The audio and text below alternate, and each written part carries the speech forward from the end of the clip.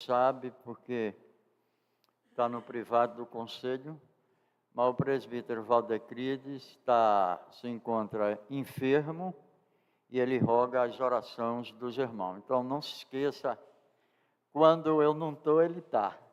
Então, isso é mar de velho. Eu não tenho nenhuma vergonha de dizer isso. Né? Fico feliz em poder estar aqui. Esperamos, em breve, o presbítero Valdecrides estar de volta conosco. É uma pessoa assim como eu também, muito enfermo. Que Deus esteja nesse momento lhe dando graça, não só a ele, mas a toda a sua família. Mas o filho está aqui, né, representando o pai, isso é bom. Ele conosco. Tá bom, queridos, vamos colocar de pé, vamos abrir nossas Bíblias em João 19, dos versos de 1 a 22. João 19, versos de 1 a 22. Diz assim a palavra do nosso Deus. Então, por isso, Pilatos tomou a Jesus e mandou açoitá-lo.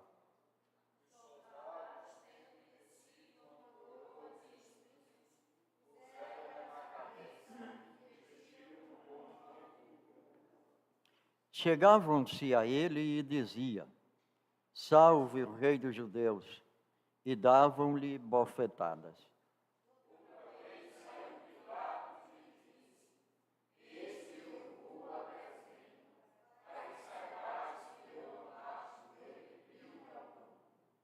Saiu, pois, Jesus trazendo a coroa de espinho e o manto de púrpura. Disse-lhe Pilatos: Eis o homem.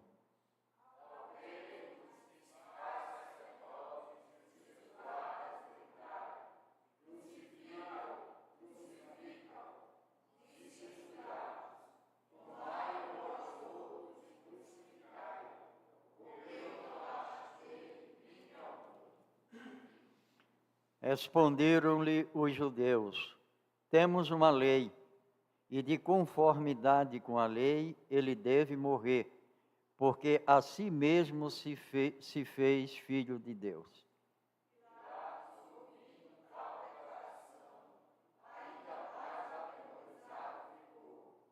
E tomando a entrar no pretório, perguntou Jesus: De onde és tu? Mas Jesus não lhe deu resposta.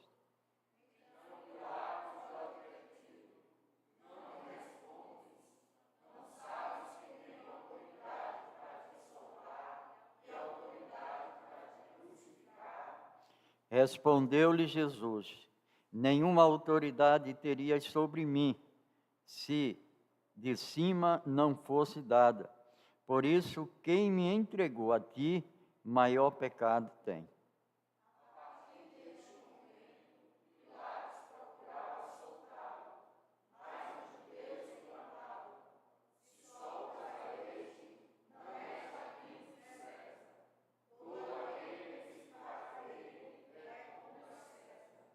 Ouvindo Pilato essas palavras, trouxe Jesus para fora e assentou-se no tribunal, no lugar chamado Pavimento, no hebraico, Gabata.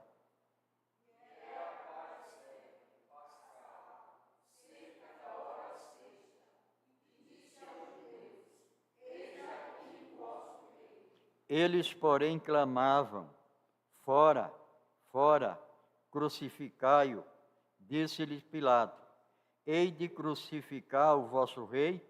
Responderam os principais sacerdotes: Não temos rei, senão César.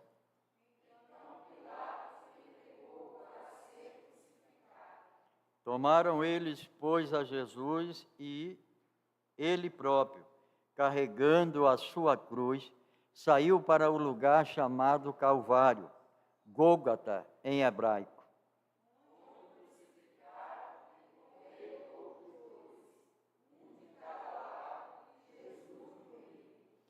Pilato escreveu também um título e o colocou no cimo da cruz. O que estava escrito era: Jesus Nazareno, o Rei dos Judeus.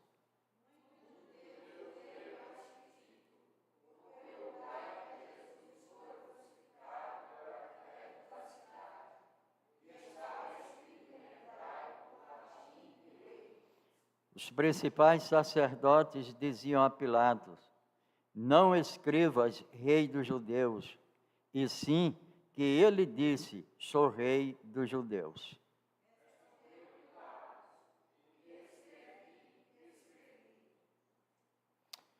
Pilatos fez isso não é porque ele quis, é porque já estava profetizado. Esse texto a gente vê a soberania de Deus aqui estampada, né? Jesus como Deus, Senhor, sendo julgado por um homem. E o homem, por estar no poder, dizer para o próprio Deus: não sabe que tem os poderes sobre ti?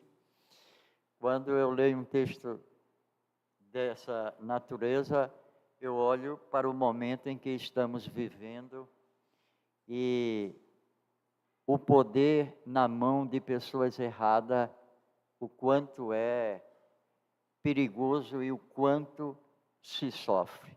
Não é?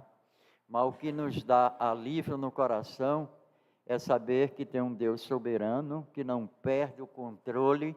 Ele é quem escreveu a história, né? O começo, o meio e o fim. E ninguém vai mudar isso. Não interessa. Eu não deixo de pensar no Brasil. Confesso a você que todo dia eu penso nisso, acompanho. Mas o que tranquiliza no meu coração é exatamente isso. Deus está no controle. Então, tudo o que acontecer, não se assuste. Não é? Não vou dizer que vem dias melhores ou piores. Eu digo o seguinte: aquilo que Deus determinou para o Brasil, ninguém muda. Ninguém muda. O que está acontecendo faz parte do processo. Então, vamos continuar orando e confiando no Deus que é justo e que é misericordioso. Amém, querido? Vamos louvar a Deus com... Bom dia, irmãos. Agora pela manhã não teremos o auxílio do violão, mas mesmo assim cantemos com a mesma alegria. Cantemos o cântico logo de manhã. Logo de manhã quero te buscar, tua voz ouvir, teu amor sentir, estender as mãos para te louvar,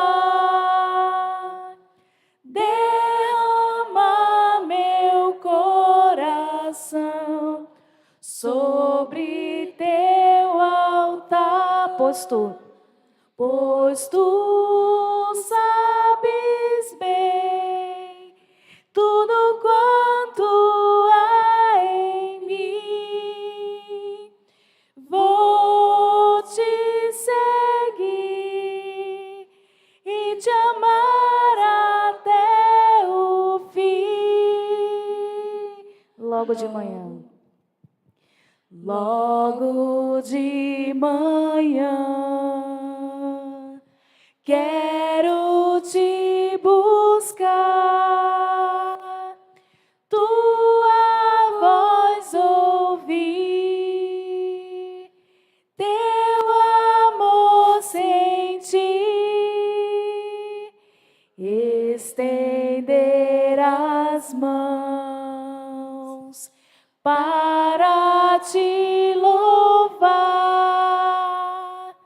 derrama meu coração sobre teu altar, pois tu sabes bem tudo quanto há em mim. Vou te seguir e te amar até o fim. E no fim do dia. E no fim do dia, quando o sol se for, te adorarei, te darei louvor, mesmo escura a noite, brilha a tua luz, em teus braços eu descanso, meu Senhor Jesus. Amém. No culto nós temos várias partes, né? Nós temos louvor, nós temos oração, nós temos pregação. E eu entendo que todos são importantes, porque todos eles, sem exceção, é para a glória de Deus. Mas esse momento de confissão é um momento em que nós fazemos, não só aqui, mas também no nosso quarto, na nossa vida. Afinal de contas, toda a consequência, toda a desgraça, tudo acontece por conta do pecado. E o cristão, ele está constantemente vivendo nessa luta, porque por mais que ele procure estar perto de Deus e está crescendo nesse processo de santificação, ele sempre vai estar, aquilo que, não lembro bem a carta, não sei se é Filipenses ou é Gálatas, né? Que fala daquela luta do espírito contra a carne.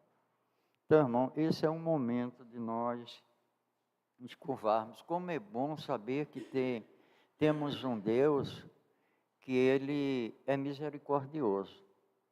Eu gosto muito do Salmo 51, quando o salmista inicia o salmo, já pedindo misericórdia. Ele apela para as multidões da misericórdia de Deus. E Davi é um homem que tem muito a nos ensinar, porque sua vida foi de altos e baixos. Mas tem uma coisa que nos chama muita atenção na vida de Davi. E é por isso que ele é chamado homem segundo o coração de Deus. Porque ele era um homem sensível. Quando ele pecava, ele procurava Deus, se curvava diante de Deus e estava pronto a cumprir tudo aquilo que Deus determinasse, sem nenhuma restrição. E é por isso que Davi, apesar dessa vida de altos e baixos, foi um homem que traz tantas lições para nós. E é alguém com quem a gente pode aprender. Não as coisas erradas, mas as coisas certas. Porque eu e você, a gente está sempre nesse processo, errando e acertando, errando e acertando. Porém, o nosso Deus, Ele também é um Deus justo, ou seja, Ele não abre mão de disciplina. Quando a gente vai ler as Escrituras, não tem um que pecou e que Deus perdoou e que Deus não disciplinou. Então, a disciplina é a terapia de Deus, é saudável e boa, irmão. Ainda que doa, mas ela traz um resultado maravilhoso, a restauração da alma. Então, vamos aproveitar esse momento. Vamos curvar as nossas frontes, vamos falar com Deus. Em seguida, eu vou pedir à irmã Inalva que rompa esse silêncio com uma oração de gratidão a Deus pelo perdão.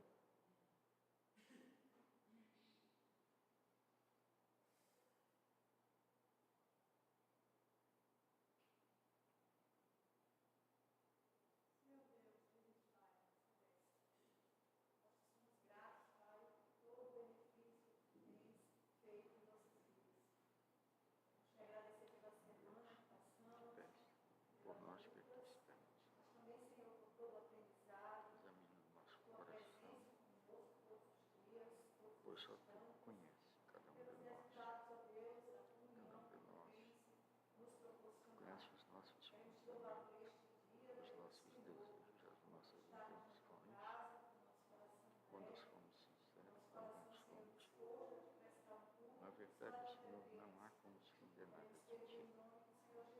basta confessar, chorar e lamentar-nos.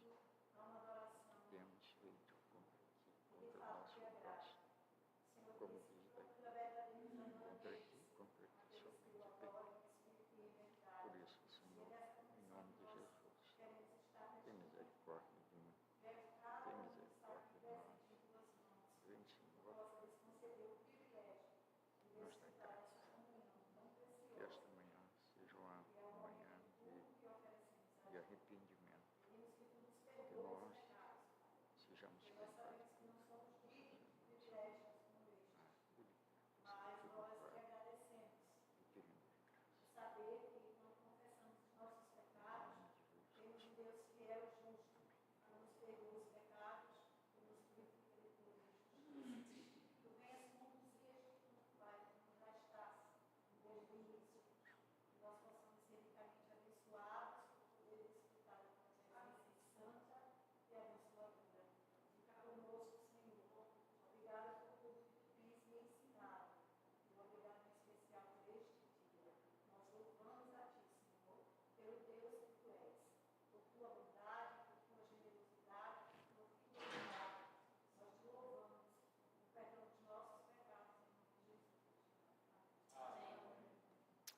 Poder sentar, irmãos, e certo de que fomos perdoados, não por nossas boas obras, mas pelos méritos de Cristo, pelo seu sangue derramado lá na cruz, vamos continuar adorando o Senhor, dando continuidade ao texto lido. Os versos 23 em diante, até o 42, de João 19.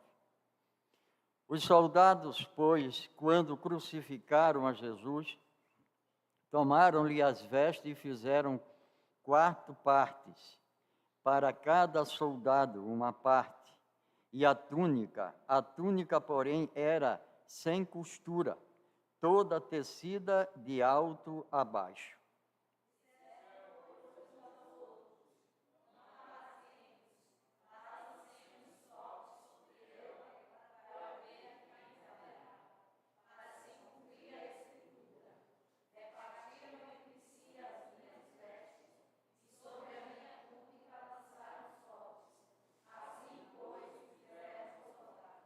E junto à cruz estavam a mãe de Jesus, a irmã dela, Maria, mulher de Clopas, e Maria Madalena.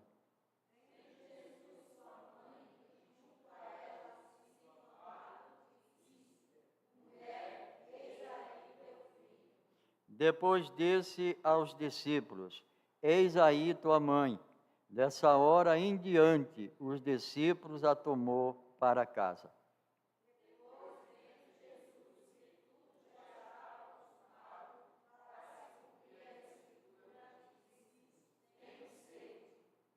Estava ali um vaso cheio de vinagre, e embeberam de vinagre uma esponja, e fixando-a um caniço de esopo, lá chegaram à boca.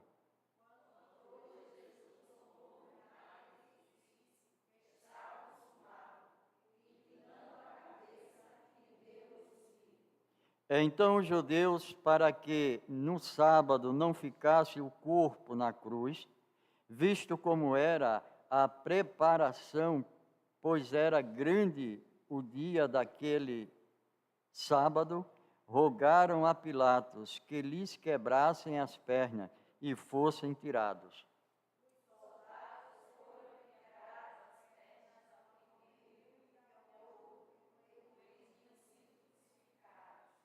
Chegando-se, porém, a Jesus, como vissem que já estava morto, não lhe quebraram as pernas.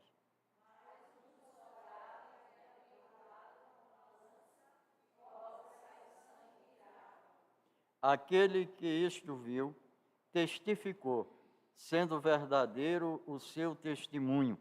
E ele sabe que diz a verdade, para que também vós creiais.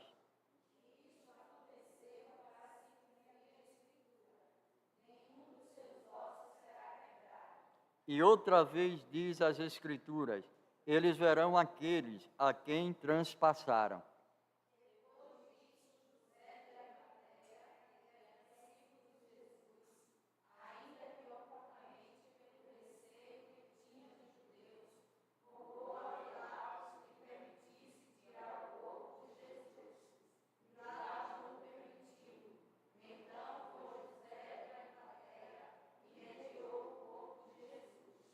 E também Nicodemos, aquele que anteriormente viera ter com Jesus à noite, foi levando a cerca de 100 libras de um composto de mirra e aloés.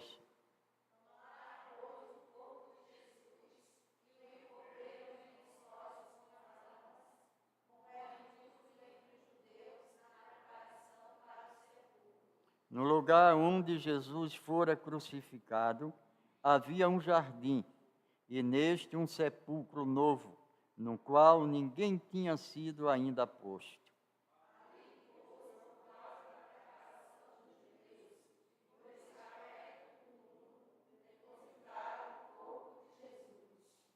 Que o Senhor aplique a sua palavra a cada coração presente.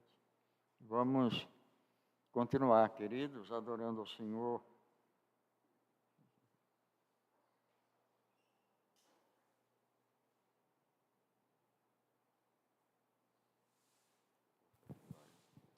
Hino de número 3, a igreja em adoração. Eterno Pai, teu povo congregado, humilde entoa ao teu louvor aqui. No dia para o culto reservado, com esperança olhamos para ti.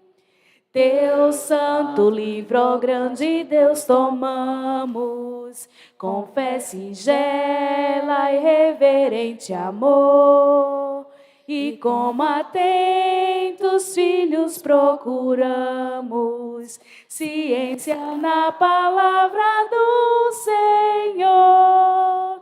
Jesus, aos teus benditos pés sentados, queremos teu conselho receber, e sendo por ti mesmo doutrinados, de mais em mais na santa fé crescer, do mundo em seus encargos retirados, queremos descansar em ti, Senhor, mirando os ricos bens entesourados na plenitude do teu vasto amor. Ensina aos teus Espírito divino, dissipa as trevas destes corações, e com a luz do teu celeste ensino, vem aclarar as santas instruções. Aviva em nós as forças da memória, pois sempre mais queremos conhecer o Rei dos céus, o Cristo cuja glória eleva os santos anjos de prazer. Amém.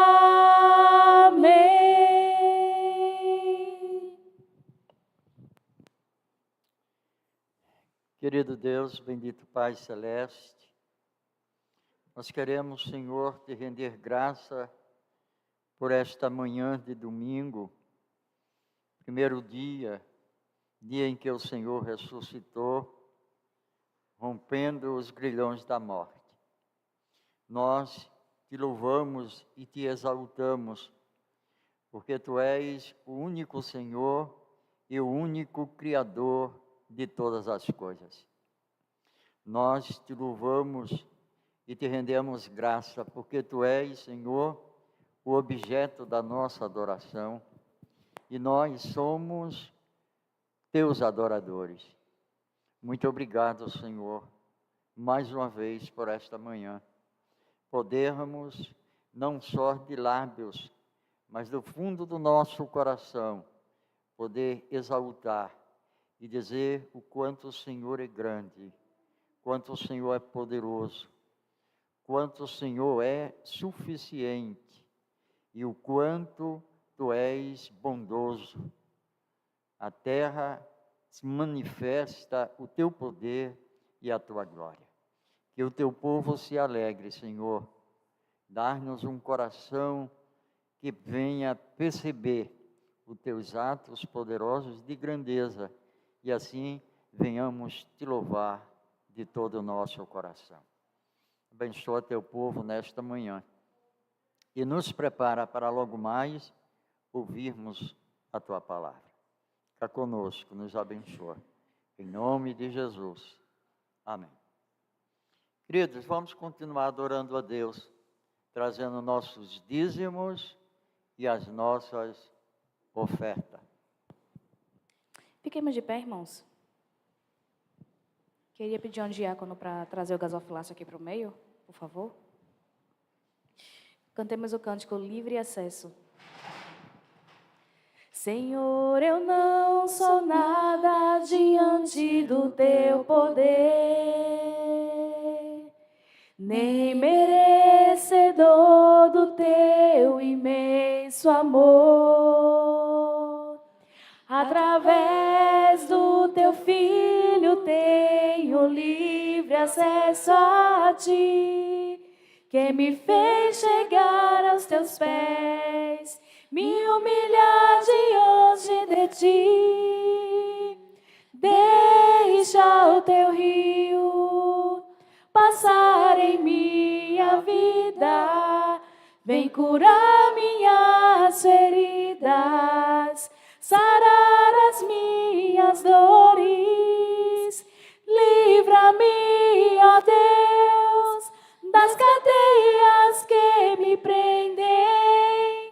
Toca em minha alma, faz em mim o teu querer, Senhor. Senhor, eu não sou nada diante do teu poder, nem merecedor do teu imenso amor. Através do teu Filho tenho livre acesso a ti, que me fez chegar aos teus pés, me humilhar diante de ti. Deixa o teu rio passar em minha vida, vem curar minhas feridas, sarar as minhas dores. Livra-me, ó Deus, das cadeias que me prendem. Toca em minha alma, faz em mim o teu querer. Deixa teu rio, deixa o teu rio passar em minha vida, vem curar minhas feridas, sarar as minhas dores. Livra-me, ó Deus, das cadeias que me prendem. Toca em minha alma, faz em mim o teu querer, Senhor. Cantemos ainda o cântico Amigo Verdadeiro. Tu és a fonte de vida, o centro de todas as coisas. Em ti eu encontro guarida, contigo eu sou vencedor. Tu és da alegria certeza, o amor que toma meu ser, a verdadeira riqueza que sustenta o meu viver. Tu és Jesus, amigo verdadeiro, que tenho conhecido na vida de meus irmãos. Tu és Jesus, eterno companheiro, o Filho do Deus vivo, o Deus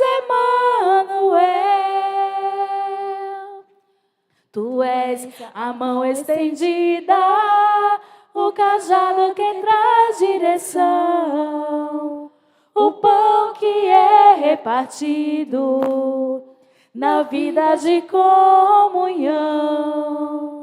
Tu és a plenitude do Espírito que habita em mim. Em ti está toda a virtude, da glória e da graça sem fim. Tu és Jesus, amigo verdadeiro, que tenho conhecido na vida de meus irmãos.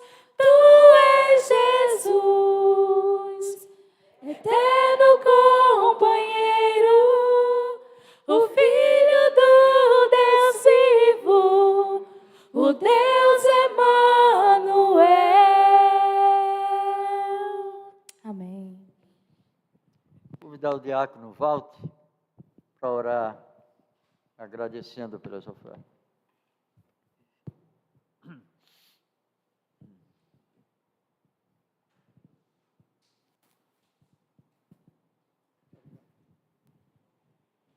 Oremos. Senhor Deus e Pai, nós queremos glorificar o Teu nome, Te exaltar, porque Tu és o único Deus, todo digno de todo louvor, de toda honra, de toda adoração.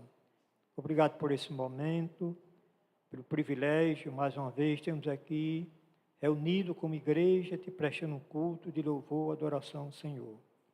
Obrigado, Senhor, porque nada merecemos. Obrigado, Senhor, porque Tu tens sustentado, tens nos livrado de todo o mal. Obrigado por ter abençoado a nossa família. E obrigado também esse instante pelos dízimos e as ofertas que foram depositadas para o sustento da Tua casa. Querendo pedir perdão, ó Deus, por nossos pecados. Nos conceda a graça, aqueles irmãos que não estão conosco nesta manhã, Tu sabes a razão.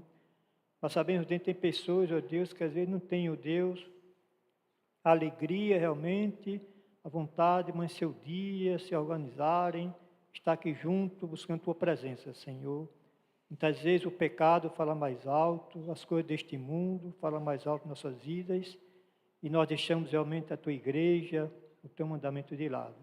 Pode estar inquietando o coração de cada um de nós, para que possamos permanecer firmes diante de Ti, para que sejamos uma igreja, ó Deus, que tenhamos sede da Tua palavra, sede de orar, sede de justiça, e também paixão por aqueles que estão caminhando para o inferno, Senhor. Edifica o Teu povo, nos santifica, guarda o nosso coração, nos livra de todo o mal. E nesse instante, quando vamos ouvir a Tua palavra, que possamos, ó Deus, estar com a mente aberta, o coração, para ouvir, absolver, e que possamos nos esvaziar de nós mesmos, para que Tua palavra possa ficar gravada no nosso coração, e pôr em prática no nosso dia a dia, viver essa palavra para o louvor da Tua glória.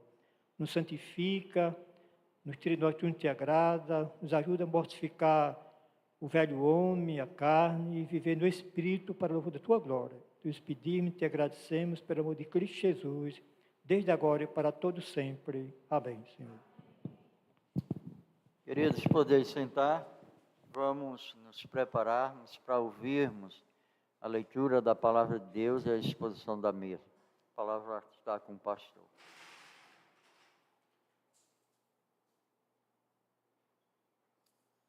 Amém, irmãos, bom dia, graça e paz. Nosso irmão Reis está se recuperando aí. Manuel foi socorrer o pai, o pai bateu a cabeça, caiu, bateu a cabeça, então o Manuel está ajudando lá. Nosso Ferreira, às vezes também está meio debilitado. Temos que cuidar dos nossos velhinhos, nossos irmãos que já trabalharam tanto, aqui no caso da Igreja do Senhor.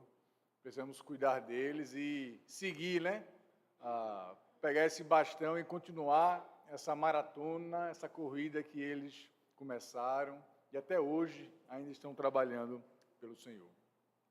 Mas, irmãos, vamos abrir nossas Bíblias no livro de Atos capítulo 2. Vamos concluir nosso estudo no capítulo 2 de Atos. Vamos ler Atos 2, 42 a 47.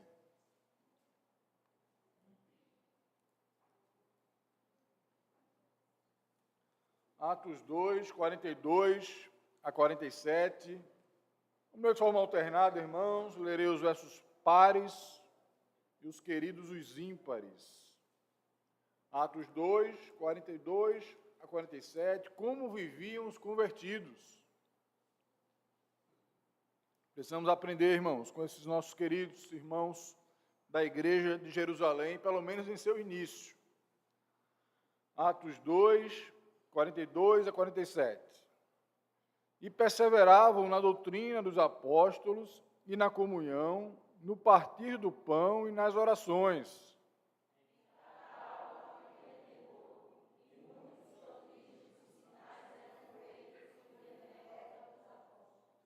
Todos os que creram estavam juntos e tinham tudo em comum.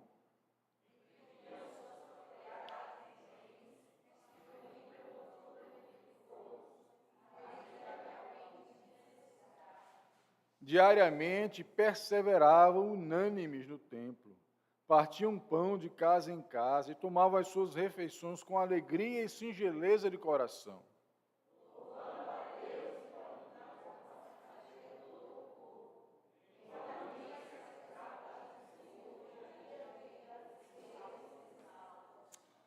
Amém, irmãos? Esse texto nos mostra um retrato de uma igreja saudável. A primeira igreja ali depois do evento de Pentecostes.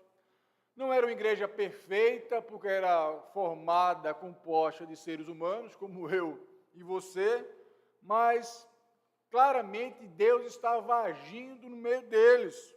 E o livro de Atos, irmãos, é um registro do que Jesus continuou a fazer e a ensinar através de seus servos após a sua ascensão.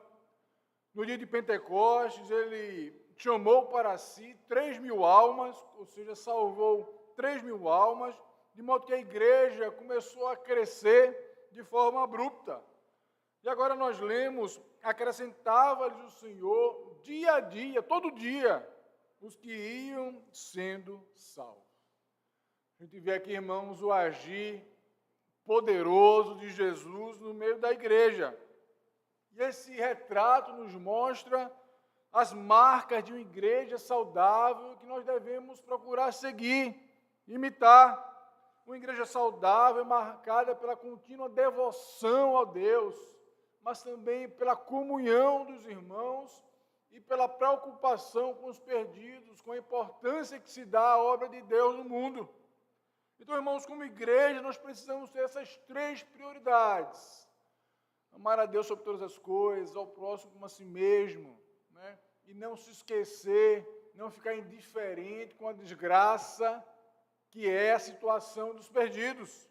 Estamos aqui, irmãos, para mostrar quão grande Deus é para as pessoas, mas também para cuidarmos uns dos outros. Então, observe, irmãos, essas 3 prioridades na igreja de Jerusalém, em seu início. Primeira, uma igreja saudável é marcada pela devoção contínua ao Senhor. O Cristo ressurreto, né, que havia ressuscitado, era fundamental para tudo o que estava acontecendo na igreja em Jerusalém. A palavra traduzida como perseveraram aponta para a constância, para o propósito, para a resolução desses irmãos. Dos 10 usos do verbo perseverar e um substantivo, né, perseverança, 6 estão ligados à oração e 2 estão ligados ao ministério da palavra. Nós vemos a contínua devoção ao Senhor nessa igreja através de 4 maneiras. Primeiro, irmãos, devoção ao Senhor significa devoção ao ensino da sua palavra. Veja o versículo 42. E perseveraram na doutrina dos apóstolos. Irmãos, 3.000 novos convertidos é o sonho de todo pastor, mas também muitas vezes pode ser o pesadelo, porque essas novas pessoas, esses novos convertidos eram de origens diferentes, eram pessoas diferentes. A maioria delas poderia ter algum conhecimento bíblico, mas certamente ignoravam a respeito da pessoa e do ministério de Jesus. Os apóstolos tinham aqui um grande trabalho a fazer, que era firmar essas pessoas, novos convertidos, na nova fé, antes delas retornarem para casa. Eles fizeram o que Jesus havia feito com eles recentemente, ou seja, começando por Moisés e pelos profetas, explicaram todas as coisas nas Escrituras referentes ao Messias.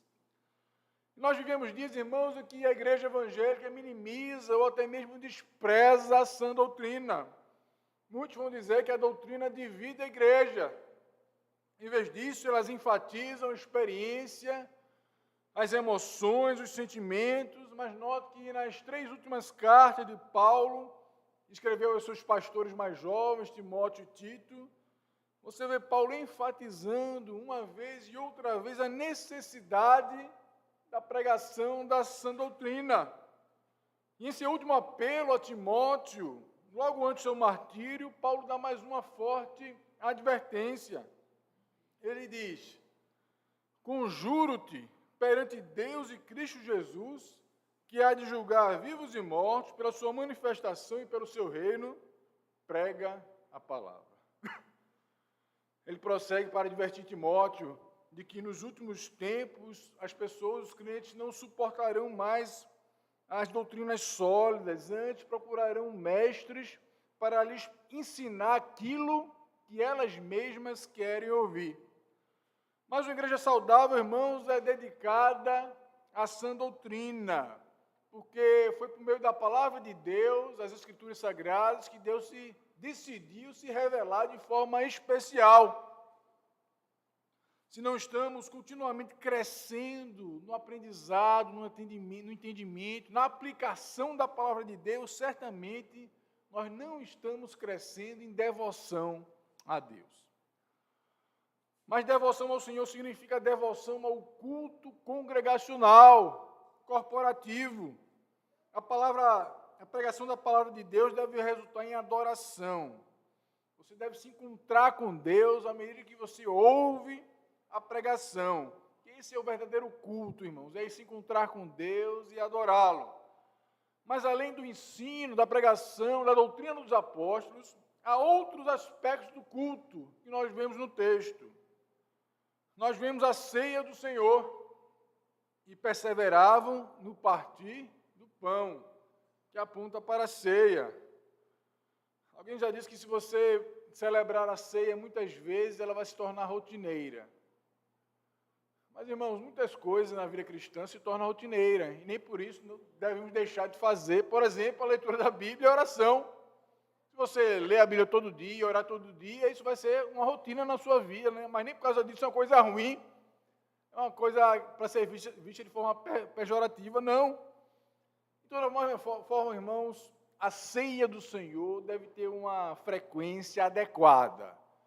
Não se tem uma definição de qual a frequência, de quanto em quanto tempo nós devemos celebrar a ceia. Alguns diziam até 4 meses, no período da reforma. Outros dizem que todo culto. Eu entendo que há que ter um equilíbrio aí, irmãos, e acho a nossa forma aqui no Vasco muito saudável, uma vez por mês. A questão, irmãos, não é diminuir a frequência, mas pedir que Deus nos abençoe e nos instrua por meio do sacramento da ceia do Senhor. A ceia deve nos lembrar a grande verdade que Deus enviou o seu Filho Jesus para morrer em nosso lugar, que ele se entregou por nós ali na cruz para pagar o preço do pecado que era meu e seu. A ceia deve nos fazer examinar as nossas vidas, para que nós possamos confessar os nossos pecados e nos arrependermos dos pecados, deixar o pecado. Mas o outro elemento do culto que nós vemos aqui era a oração, e perseveravam nas orações, e refere-se a horários fixos de oração conjunta, congregacional. Irmãos, oração é uma marca da igreja, indelével. Não há igreja que não ore, não há crente que não ore. Até os nossos cantos, nossos louvores são orações ritmadas. Em nossas vidas, a oração deve ser algo comum, normal, transformador, consolador. Lembre-se, irmãos, a oração não visa mudar a Deus, mas mudar a mim e a você. Quando oramos, não quero que Deus mude os seus planos perfeitos, sua vontade é perfeita. Mas a oração deve nos preparar, nos transformar para nós aceitarmos a vontade de Deus. A oração reconhece nossa total dependência do Deus vivo. Mas também, irmãos, cabe na igreja louvor e alegria. Versículo 46, diariamente perseveravam, unânimes no templo, partiam pão de casa em casa e tomavam as suas refeições com alegria e singeleza de coração. Suas vidas, irmãos, eram marcadas pela alegria por causa daquilo que Jesus havia feito por eles na cruz. Louvando a Deus está no particípio presente, que nos mostra, irmão, a contínua expressão de louvor a Deus, será algo constante. O louvor a Deus, queridos, é a marca do cristão. Mesmo passando pela prova, você deve louvar a Deus, você deve dar glória a Deus. E a única maneira de você louvar a Deus, mesmo em meio às circunstâncias adversas, é você colocar a sua visão, a sua concentração em Deus. Como diz o nosso presbítero Ivan, quando ele olha para a situação brasileira, política, moral, há um certo desespero. Mas aí quando ele coloca os olhos no Senhor, que está no controle de todas as coisas, isso acalma o seu coração e o nosso. Porque nós sabemos que Deus governa todas as coisas. Diz Colossenses 3:1, portanto, se fostes ressuscitados juntamente com Cristo, buscai as coisas lá do alto, onde Cristo vive, assentado à destra de Deus. E nos salmos, irmãos, muitas vezes o salmista está em dificuldades, mas então ele decide olhar para Deus, focar em Deus. Por exemplo, Salmos 57:7, firme está o meu coração, ó Deus, o meu coração está firme. Cantarei e entoarei louvores. Interessante que Davi escreveu e cantou esse salmo quando estava numa caverna, fugindo do insano rei Saul. Mas mesmo nas cavernas da vida, o povo de Deus deve se alegrar no Senhor, deve louvar o seu santo nome. Então, irmãos, a primeira marca de uma igreja saudável é a devoção a Deus, ao Senhor, por meio da adoração e por meio da firmeza em sua palavra. Mas uma igreja saudável, irmãos, e que nós todos almejamos que o Vasco seja, é marcada pela contínua devoção ou comunhão ao povo de Deus e perseveravam na comunhão. Não podemos ser dedicados ao cabeça, que é Cristo, e desprezarmos o corpo de Cristo, que é a igreja. Mesmo que o corpo de Cristo não seja tão louvável quanto o próprio Cristo, a Bíblia não nos ordena abandonarmos o corpo, o congregar-se com outros crentes. Há muitos versículos na Bíblia que nos exortam a suportar uns aos outros, a perdoar uns aos outros. Por quê? Porque a Bíblia já prediz que nós vamos nos ofender, nos machucar uns aos outros. E a palavra comunhão aqui é koinonia, koinoné, que significa compartilhar. Lemos no versículo 44 que todos que creram estavam juntos e tinham tudo em comum. A palavra traduzida como juntos aqui, irmãos, é repetida. Quando no versículo 47, Lucas escreve, acrescentava-lhes, que dá a ideia de acrescentar as pessoas para ficarem juntas.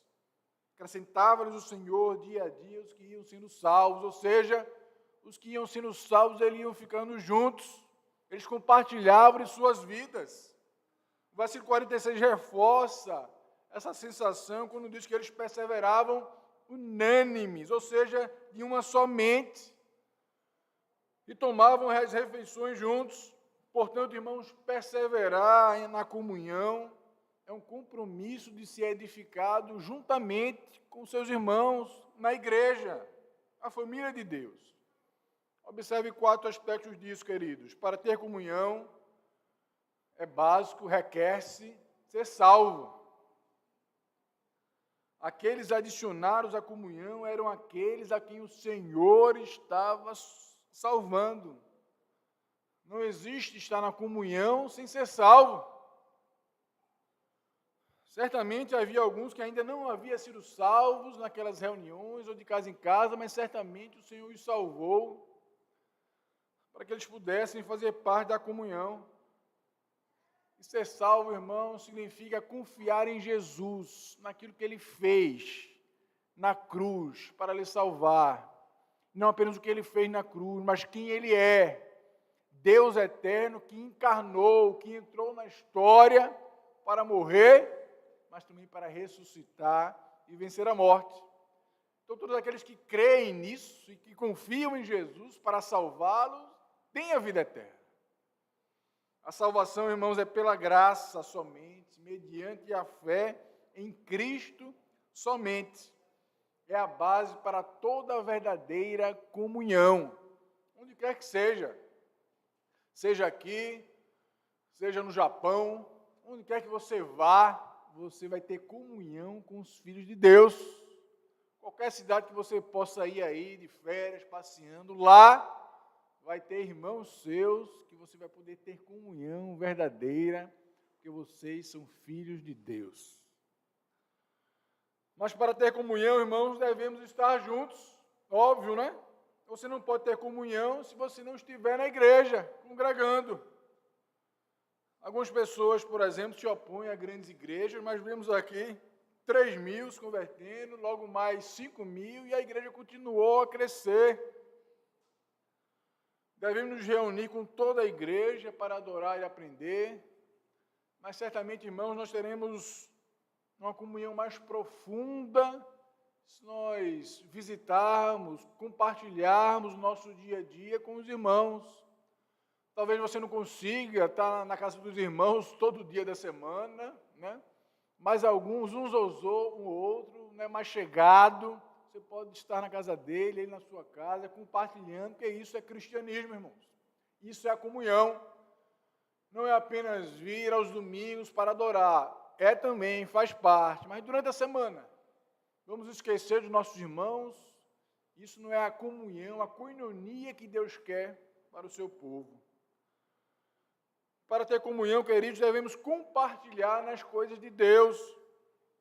Muitas vezes, nós crentes passamos o tempo todo falando sobre futebol, sobre política, até podemos falar, mas em algum momento a nossa conversa deve se deslocar para falar sobre Deus, as coisas de Deus. Se Deus é o centro de nossas vidas, nós, logicamente, vamos falar sobre Ele, sobre as coisas de Deus, sobre a palavra, sobre a evangelização. Se não o fizermos, é porque a política, o futebol, tem tomado mais espaço no nosso coração do que o próprio Deus. E veja esses cristãos aqui tomando as refeições juntos. As refeições aqui são referidas como partir um pão, que pode sugerir, irmãos, que não eram grandes banquetes elaborados, mas apenas refeições comuns. Ou seja, não precisamos preparar grandes banquetes para convidar o nosso irmão para a nossa casa, não. Pode ser uma refeição mais corriqueira, mais rotineira, mais comum. No nosso caso, um cuscuz, né, com um cafezinho. E aí você chama o seu irmão para falar das coisas de Deus. Certamente vocês serão ricamente abençoados, irmãos, ao ter essa comunhão em casa, refeição juntos e falando das coisas de Deus. Mas para ter comunhão, irmãos, devemos compartilhar também as coisas materiais. O versículo 44 não prescreve um comunismo, né, como alguns dizem, uma vida comunitária para o povo de Deus em todas as situações. A Bíblia reconhece o direito à propriedade privada e a necessidade das famílias serem distintas. A situação em Jerusalém era diferente, era única. Veja, milhares de peregrinos haviam vindo para Jerusalém para a festa de Pentecostes. Muitos foram salvos após a mensagem de Pedro. E eles queriam ficar mais tempo em Jerusalém para se firmar nessa nova fé. Então, o que é que eles precisavam, irmão? De hospitalidade. eles precisavam de auxílio financeiro, porque haviam saído de outras regiões para Jerusalém, e lá eles não tinham tanto como se manter. E para atender essas necessidades, foi que a igreja abriu suas casas e seus bolsos para ajudar os que precisavam. Alguns até vendiam terrenos, bens e doavam um valor, embora isso não fosse obrigatório. Somos lembrados aqui, irmãos, que devemos ser generosos ao compartilhar com os necessitados. É-nos dito para não compartilhar com aquele que é preguiçoso, que pode trabalhar, mas se recusa a trabalhar. Mas se um irmão realmente precisa de coisas básicas, como comida, abrigo, roupas, devemos ser rápidos em ajudá-los. Se nós temos recursos e vemos nosso irmão necessitado e fecharmos nosso coração, devemos questionar se o amor de Deus permanece em nós. Então, irmãos, uma igreja saudável é uma igreja marcada pela devoção a Deus e aos crentes. E, finalmente, irmãos, uma igreja saudável é marcada pela contínua devoção à obra de Deus no mundo. O texto não diz aqui que a igreja perseverou na evangelização, mas é claro, né? Que sim. Porque o próprio Senhor estava acrescentando-lhes dia a dia os que iam sendo salvos. E como eles faziam isso? Como o Senhor fazia isso, irmãos? Por meio da pregação da palavra de Deus. Aquele que determinou os fins, ou seja, os eleitos, também determinou a forma com que esses eleitos seriam alcançados. Que é a pregação de anjos, não, de homens. Da igreja. O governo não pode evangelizar. Os clubes não podem evangelizar. Só quem pode evangelizar é a igreja do Senhor, eu e você. Nem os anjos, que anelavam por isso, mas não podem. Então, irmãos, a evangelização, missões é obra de Deus, mas pela graça do Senhor, Ele quis envolver a sua igreja nisso. Precisamos orar, contribuir e ir pregando o Evangelho. Há um sentido, irmãos, de que uma igreja saudável é uma igreja que cresce. Há momentos especiais e raros em que Deus levanta grandes avivamentos, em que há a salvação de centenas, talvez de milhares, mas isso é incomum ao longo da história. Mas sim, irmãos, devemos orar ao Senhor que Ele acrescente a nossa igreja local, os que vão sendo salvos. Irmãos, se isso não tem incomodado o nosso coração, a situação dos perdidos, a desesperança que há no mundo, a tristeza. Acabamos de passar pelo carnaval e vimos quantas vidas entregues à carnalidade, sem sentido nenhum, sem propósito nenhum. Se isso não machuca o nosso coração, queridos, precisamos reavaliar a nossa fé. Se o fato de nós não evangelizarmos, não abrirmos a boca, não testemunharmos de Jesus, não, pelo menos lhe incomoda, precisamos avaliar nossa fé, porque nós somos chamados para brilhar a luz de Jesus no mundo. Nós somos chamados para alcançar o perdido, para pregar a sua palavra. Então, irmãos, se Deus, ao nos salvar, não quisesse que a gente pregasse a palavra, certamente Ele já nos faria subir para Ele, mas não, se permanecemos no mundo, nós temos uma missão a fazer, que é adorar a Deus também por meio da missão, da evangelização, de pregar a palavra de Deus. Concluindo, irmãos, há muitos anos atrás, o saudoso pastor John Stott estava na Argentina e estava conversando com um grupo de estudantes crentes. E esses estudantes haviam abandonado a igreja porque haviam procurado na sua cidade alguma igreja evangélica protestante para a qual pudesse congregar, mas não achavam alguma adequada, apropriada. E John Stott perguntou por que essas igrejas não lhes atendiam. E John Stott ficou admirado com o que aqueles estudantes falaram, porque foi basicamente Atos 2:42 em ordem aquilo que aqueles estudantes apontaram que não encontravam nas igrejas evangélicas na cidade deles, na Argentina. Eles queriam um pastor que explicasse, expusesse a palavra de Deus. Eles queriam uma igreja calorosa, que tivesse amizade verdadeira, uma irmandade verdadeira. Eles queriam uma igreja que olhasse para fora dos muros, os perdidos, os necessitados. E eles não conseguiam encontrar. Irmãos, nenhuma igreja é perfeita. E longe disso, qualquer igreja antes da volta de Cristo. Mas se nós nos dedicarmos mais à devoção a Deus, à adoração a Ele, por meio da Sua palavra, por meio de cantos, louvores, alegria no Senhor, se nós nos dedicarmos mais aos nossos irmãos, aos crentes, a essa família que Deus nos deu, não só aos domingos, mas durante a semana, se a gente se dedicar mais aos de fora, aos perdidos, aos desesperados, irmãos, certamente nós seremos uma igreja bem mais saudável do que somos hoje. Nós podemos aprender aqui com Atos 2, 42 a 47, sobre como ser uma igreja sã, saudável, que alegra, que agrada ao nosso Senhor. Então, o nosso desafio nessa manhã é esse: sermos mais devotos a Deus, ao nosso irmão e à obra de Deus no mundo. Amém, irmãos? Vamos orar. Ó Deus, obrigado, porque o Senhor nos ensina, e como Tua palavra é rica, nos mostra como nós devemos viver, como os convertidos, os crentes, a igreja deve viver. Ó Deus, nos ajuda, dia após dia, a Te amar mais, a Te conhecer mais, a Te adorar mais, ó Deus. Mas também ao nosso próximo, nosso irmão. Somos lavados pelo sangue de Jesus.